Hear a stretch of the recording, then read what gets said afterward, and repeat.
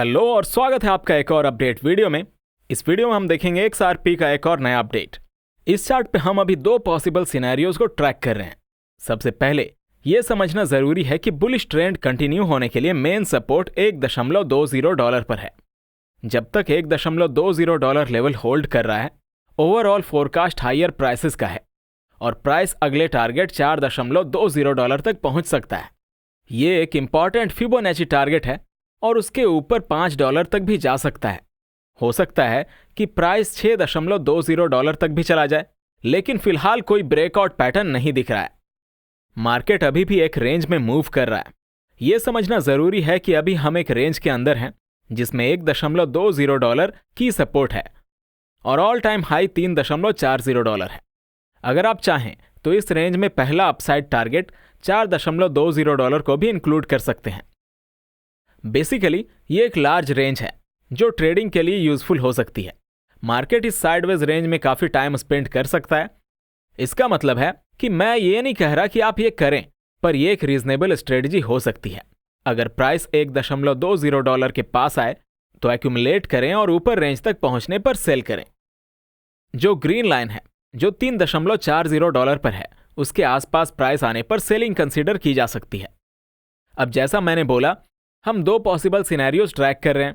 पहला सिनेरियो यह है कि वेव 4 करेक्शन का लो मंडे को फ्लैश क्रैश के टाइम बन गया था और अब मार्केट रिकवरी मोड में है, जिसमें वेव 5 रैली अनफोल्ड हो सकती है। वेव 5 रैली भी एक 5 वेव पैटर्न में होगा और यही हम ट्रैक कर रहे हैं। जब तक माइक्रो सपोर्ट होल्ड करेगा तब तक यह सेटअप वैलिड है। मैं जूम करके दिखाता हूं। दूसरा ऑल्टरनेटिव सिनेरियो यह है कि अगर अगले रैली में ब्रेकआउट नहीं होता और प्राइस वापस नीचे गिरता है तो इसका मतलब होगा कि वेव 4 अभी कंप्लीट नहीं हुई है। इसलिए कह रहा हूं कि हम साइडवेज रेंज में हैं और मार्केट यहां काफी टाइम स्पेंड कर सकता है। अब देखना होगा कि मार्केट इंपल्सिवली ब्रेकआउट करता है या नहीं। फिलहाल यह समझना बेस्ट होगा कि कौन से पैरामीटर्स इंपॉर्टेंट हैं इस लार्ज रेंज के लिए, और माइक्रो लेवल पे सपोर्ट लेवल्स पे ध्यान देना जरूरी है यार। तो अभी जो मैं ट्रैक कर रहा हूं, जैसे मैंने दिखाया, यह है कि मंडे का लो या तो वेव 4 का फाइनल लो था और मार्केट नए ऑल टाइम हाइज की तरफ जा रहा है, या फिर यह कि एक ए वेव का लो था जो वेव 4 करेक्शन का पार्ट है। अगर यह सिर्फ ए वेव है तो भी मार्केट थोड़ा ऊपर जा सकता है, क्योंकि वेव 4 करेक्शन एक ABC स्ट्रक्चर होता है। तो अगर यह ए वेव का लो था तो अब मार्केट एक बी वेव बना रहा हो सकता है और फिर एक सी वेव में नीचे गिर सकता है। इसका मतलब यह होगा कि मार्केट थोड़ा और टाइम रेंज के अंदर ही रहेगा, लेकिन अगर येलो सिनेरियो वैलिड होता है तो मार्केट डायरेक्टली ब्रेकआउट कर सकता है और नए हाइज बना सकता है। दोनों सिनेरियोज ब्लू और येलो, इन दोनों में पहला रिएक्शन सपोर्ट एरिया पे दिखने को मिलेगा। फर्क सिर्फ इतना है कि येलो सिनेरियो में ब्रेकआउट ग्रीन लाइन के ऊपर होगा और ब्लू सिनेरियो में सिर्फ एक वीक रैली होगी जो फिर नीचे गिर सकती है।